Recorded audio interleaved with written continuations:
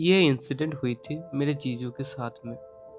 ये इंसिडेंट आज से करीब 4 से 5 साल पहले की है, जब उनकी शादी नहीं हुई थी। तो जीजू एक जॉब करते थे और वो फोटोग्राफर भी थे। सो उनको एक शादी से ऑफ़र है कि फ़ोटोग्राफी करने की। तो वो मान गए थे कि कर सकते हैं, कोई बात नहीं। तो उन्होंने अपने एक फ्रेंड को बोला कि उसने भी कहा हाँ चलते हैं, कोई बात नहीं। तो ऐसा ही हुआ। वो जगह थी वेस्ट बंगाल की ईस्ट मेदिनीपुर। सो वो लोग गए शादी में।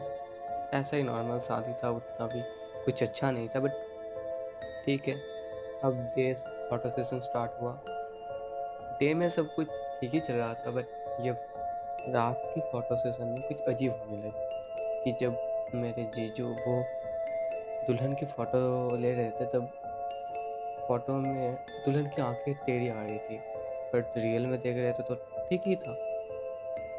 फिर से और एक ली और फिर से एक ही बात हुई। सो उन्होंने उतना गौर नहीं किया। उन्होंने सोचा हो ही सकता है कोई थोड़ा सा है, कैमरा की वजह से ज़्यादा दिख रहा है। उसके बाद शादी स्टार्ट हुई। तब जब शादी स्टार्ट हुई तो वो लड़की कुछ अलग ही बिहेव करने लगी कि जैसे पॉजेस थे, कुछ अलग ही लैंग्वेज में कुछ बोल रही थी, कुछ स्पेल्स चैंट कर रही थी एंड बहुत ज़ोर से चीख रही थी जैसे उसे बहुत दर्द हो रहा है।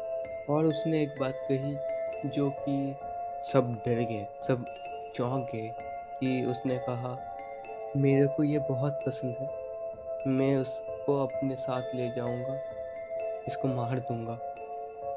तो सब लोग डर गए। यूजुअली ऐसा सीन होता है, सब डरते ही हैं।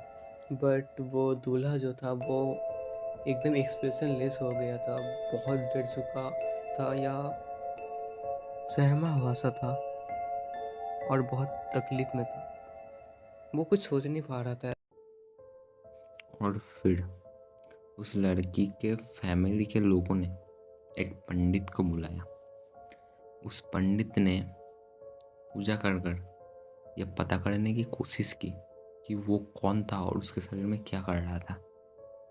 फिर उस लड़की के अंदर के स्पिरिट ने बोला कि उस लड़की के शादी के कुछ दिन पहले वो लड़की एक सुंदर सी, बहुत सुंदर ड्रेस पहनकर और एक अच्छा सा परफ्यूम लगाकर कब्रिस्तान के पास से आ रही थी।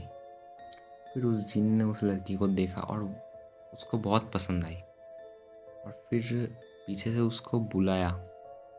और जब उस लड़की ने पीछे घूमकर देखा, उसके बाद से ही वो उसके शरीर में है।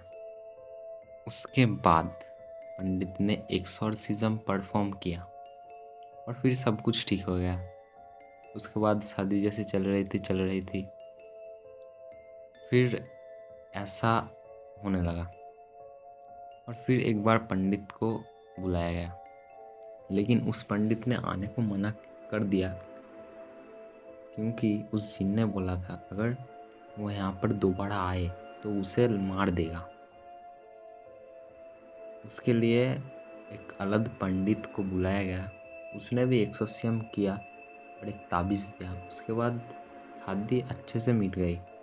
लेकिन सुहागरात के दिन रात को जब रूम में फ़ोटोशूट हो रहा था, तब उस लड़की की आंखें फिर से टेढ़ी हुई और मेरे जीजू ने उसके फ्रेंड को बोला कि देखना ये सब चीज़ें फिर से शुरू होंगी। और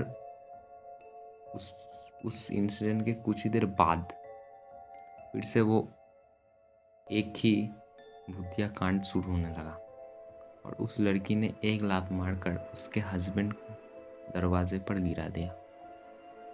और फिर वहाँ के एक साधु को बुलाया गया ये सब ठीक करने के लिए।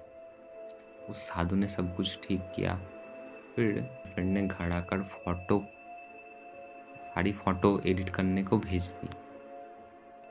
लेकिन कुछ अननोन रीज़न से उस लड़की की जिन फ़ोटो में आंखें टेढ़ी हुई थी वो सब डिलीट हो गई। फिर बाकी फ़ोटो एडिट होने के बाद उसके फैमिली को दे दी गई। और फिर उस फैमिली के साथ क्या हुआ और उस फैमिली के बारे में कुछ भी नहीं पता चला।